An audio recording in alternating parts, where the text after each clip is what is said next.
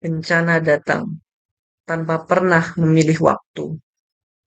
Dalam satu momen singkat, hidup yang tampak biasa saja bisa berubah total. Di negeri seperti Indonesia ini, yang berdiri di atas pertemuan lempeng tektonik dunia, resiko bencana bukan sekedar kemungkinan. Ia adalah bagian dari kehidupan sehari-hari kita semua. Namun, seringkali kita terlena dalam keseharian. Hingga suatu hari, bumi mengingatkan kita dengan cara yang keras dan tidak bisa kita abaikan lagi. Hari itu, Senin, 21 November 2022, Cianjur, Jawa Barat. Hari itu dimulai seperti biasa. Aktivitas berjalan dengan normal. Sekolah, pasar, kantor, semua tampak tanpa adanya tanda-tanda dari bahaya. Namun, siang itu, pukul 13:21 waktu Indonesia bagian Barat, tanah mulai bergetar. Awalnya hanya ringan, lalu bertambah kuat dalam hitungan detik. Dalam waktu kurang dari 1 menit, ratusan rumah hancur, ribuan orang terluka, dan puluhan ribu kehilangan tempat tinggal. Runtuh sedaya masyarakat pengungsi seperti lalu itu bumi itu dari gempa.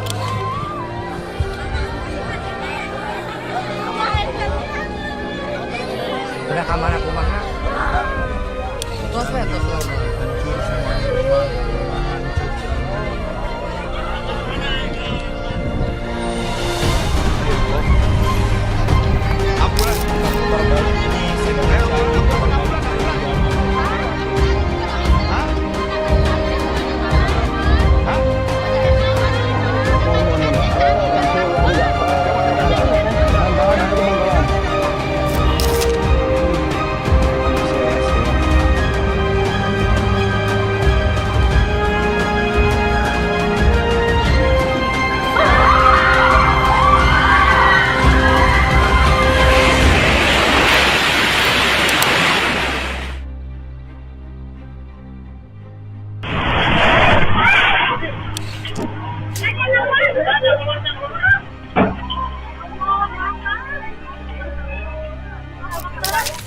Sebenarnya yang terjadi adalah gempa dengan kedalaman sekitar 10 km di bawah Cianjur. Gempa ini termasuk gempa yang dangkal dan dipicu oleh sebuah patahan aktif yang bernama sesar Cugenang. Sesar adalah bagian dari retakan di kerak bumi, tempat di mana dua massa batuan saling bergeser akibat tekanan tektonik. Selama bertahun-tahun, tekanan terus menumpuk. Batuan menahan tekanan itu, sampai akhirnya kekuatan tekanan lebih besar daripada kekuatan batuan itu sendiri. Dan saat itu terjadi, sesar patah secara tiba-tiba. Energi yang selama ini terkunci dilepaskan dalam bentuk gelombang seismik.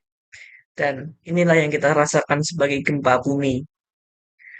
Lalu mengapa gempa ini berdampak begitu besar? Sebenarnya selain dari faktor gempa itu tersendiri, ada faktor lain yang jauh mempengaruhi dampak dari gempa ini. Yang pertama adalah lokasi pusat gempa yang dangkal. Karena sumber gempa hanya sekitar 10 km dari permukaan, energi getaran tidak banyak berkurang sebelum mencapai permukaan. Akibatnya getaran terasa sangat kuat di area permukaan dan menimbulkan dampak yang jauh lebih signifikan. Yang kedua adalah sifat kontur dari tanah wilayah. Sebagian besar wilayah Cianjur terdiri dari wilayah endapan yang lunak. Tanah semacam ini memperkuat getaran gempa, membuat bangunan lebih rentan runtuh. Selain itu, banyak daerah yang berdiri di lereng-lereng curam, sehingga gempa juga memicu longsor di beberapa titik. Dan selain itu, ada faktor dari kualitas konstruksi bangunan. Banyak bangunan dibangun dengan bahan-bahan sederhana tanpa struktur yang tahan gempa, seperti dinding bata tanpa rangka baja, pondasi yang dangkal, atap berat tanpa penguatan, dan saat guncangan terjadi, bangunan seperti ini sangat mudah untuk runtuh. Lalu ada faktor dari kepadatan pemukiman. Pemukiman padat memperparah kerusakan dan korban. Banyak rumah saling berdempetan tanpa jarak aman, sehingga saat satu bangunan runtuh, keruntuhan itu merambat ke sekitarnya. Dan yang terpenting adalah minimnya kesiapsiagaan masyarakat. Sebagian besar warga tidak memiliki pengetahuan atau pelatihan untuk menghadapi gempa.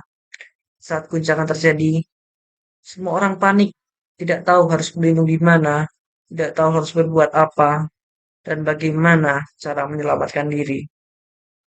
Kombinasi dari semua faktor ini membuat dampak gempa Cianjur begitu parah. Getaran yang seharusnya bisa dihadapi dengan bangunan kuat menjadi kehancuran yang besar karena lemahnya infrastruktur. Tanah yang seharusnya diperhitungkan dalam tata ruang menjadi bencana tambahan karena pembangunan yang kurang memperhatikan risiko. Dan minimnya kesiapsiagaan membuat detik-detik kritis semakin berbahaya. Gempa di Cianjur adalah bukti yang nyata bahwa bencana alam tidak berdiri sendiri. Bencana adalah gabungan dari kekuatan alam dan pilihan manusia dalam membangun dan hidup di atasnya. Apa saja analisis dampak dari gempa bumi Cianjur tahun 2022, yaitu mulai dari dampak kemanusiaan dapat berupa korban jiwa lebih dari 300 orang meninggal dunia dan ribuan luka ringan maupun luka berat, serta perlunya rawat inap, serta perlunya puluhan hingga ratusan ribu terpaksa mengungsi karena rumah rusak dan tidak dapat ditinggali sama sekali. Dan yang kedua, dampak kesehatan berupa risiko penyakit ispa, diare, dan penyakit kulit lainnya, dan adanya akses air bersih dan sanitasi yang menjadi tantangan utama. Lalu yang ketiga, dampak psikologis berupa trauma psikologis pada diri sendiri masing-masing oleh banyak korban kehilangan harta benda atau anggota keluarga masing-masing. Lalu yang keempat, adanya dampak lingkungan berupa gempa memicu adanya tanah longsor dan banjir terutama di daerah Cugenang dan kerusakan infrastruktur pada daerah pemukiman, sekolah maupun masjid dan lainnya yang dapat berdampak pada sistem lokal. Dan yang terakhir, dampak ekonomi berupa kerugian material, aktivitas ekonomi terhenti, dan pengangguran. Atau mitigasi yang dapat dilakukan dari gempa bumi Cianjur tahun 2022, yaitu yang pertama, sebelum terjadinya gempa yang dapat dilakukan yaitu adalah kunci utamanya mengenali apa yang disebut gempa bumi. Lalu yang kedua, memastikan bahwa struktur dan letak rumah Anda dapat terhindar dari bahaya yang disebabkan oleh gempa bumi seperti tanah longsor, likuifaksi, dan lainnya. Lalu yang ketiga, mengevaluasi dan merenovasi ulang struktur bangunan Anda agar terhindar dari bahaya gempa bumi. Lalu yang kedua, kenali lingkungan tempat Anda bekerja, dapat berupa perhatian letak pintu, lift, serta tangga darurat. Apabila terjadinya gempa bumi, sudah mengetahui tempat paling aman untuk berlindung. Lalu adanya belajar melakukan P3K. Berikutnya, belajar menggunakan alat pemadam kebakaran. Lalu yang keempat, catat nomor telepon penting yang dapat dihubungi pada saat terjadinya gempa. Lalu adanya persiapan rutin di tempat Anda bekerja dan ditinggali. Yang pertama perabotan seperti lemari, kabinet, dan lainnya diatur menempel di dinding seperti dipaku, terikat, dan lainnya untuk menghindari jatuh, roboh, bergeser pada saat terjadinya gempa bumi. Lalu yang kedua, simpan bahan yang mudah terbakar pada tempat yang tidak mudah pecah agar terhindar dari kebakaran. Lalu yang ketiga, selalu memastikan udara, gas, dan listrik jika tidak sedang digunakan. Lalu adanya penyebab celaka yang paling banyak terjadi pada saat gempa bumi adalah akibat jatuhnya material. Seperti pertama, atur benda yang berat sedapat mungkin berada di bagian bawah. Lalu yang kedua, periksa kestabilan benda yang tergantung yang dapat jatuh pada saat gempa bumi terjadi, misalnya lampu dan lainnya. Lalu yang terakhir, adanya alat yang harus ada di setiap tempat, seperti pertama P3K, yang kedua sumber atau lampu baterai, ketiga radio, dan yang keempat makanan, suplemen, dan udara. Lalu berikutnya, saat terjadinya gempa yang dapat dilakukan, yang pertama, jika Anda berada di dalam bangunan atau ruangan, yang pertama, lindungi badan dan kepala Anda dari menyembunyikan bangunan dengan bersembunyi di bawah meja dan lainnya. Lalu yang kedua, cari tempat paling aman dari tempat tinggal dan goncangan. Ketiga, lari keluar jika masih dapat dilakukan dan sempat dilakukan. Lalu yang kedua, jika berada di luar bangunan atau area terbuka, yang dapat dilakukan pertama, menghindari dari bangunan yang ada di sekitar Anda, seperti gedung, tiang listrik, pohon, dan bangunan-bangunan tinggi lainnya. Lalu yang kedua, perhatikan tempat Anda berpijak, hindari bila terjadi rekahan tanah.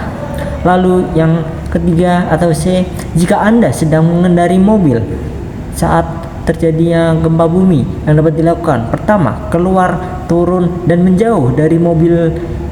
Hindari jika terjadinya perpindahan atau kebakaran. Lalu yang kedua, lakukan poin B yang sebelumnya itu jika berada di luar bangunan tersebut. Lalu yang keempat atau D, jika Anda tinggal dan berada di pantai, yang dapat dilakukan pertama yaitu jauhi pantai untuk menghindari bahaya tsunami. Lalu yang terakhir E, jika Anda tinggal di daerah pegunungan, yang dapat dilakukan pertama yaitu apabila terjadinya gempa bumi, hindari daerah yang mungkin terjadi tanah longsoran. Lalu yang terakhir, setelah terjadinya gempa bumi tersebut, yang dapat dilakukan A atau pertama yaitu jika Anda berada di dalam bangunan atau ruangan, yang dapat dilakukan pertama adalah keluar dari bangunan tersebut dengan tertib. Lalu yang kedua, jangan menggunakan tangga berjalan atau angkat, gunakan tangga biasa atau darurat. Lalu yang ketiga, periksa apa saja yang terluka, lakukan P3K. Lalu yang keempat, telepon atau mintalah bantuan atau pertolongan apabila terjadi jika patah tulang atau bahaya lainnya pada Anda dan orang sekitar Anda. Lalu yang B, periksa lingkungan sekitar Anda. Yang pertama, periksa apakah terjadinya kebakaran. Lalu yang kedua, periksa apabila terjadi kebocoran gas. Yang ketiga, periksa apakah terjadi hubungan arus pendek listrik.